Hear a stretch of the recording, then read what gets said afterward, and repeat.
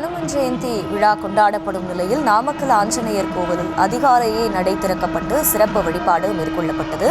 1,08,000 வடைகள் சாற்றப்பட்ட ஆஞ்சநேயரை வரிசையில் காத்திருந்து பக்தர்கள் தரிசனம் செய்தனர். இந்த காட்சிகளை பார்த்தோம்.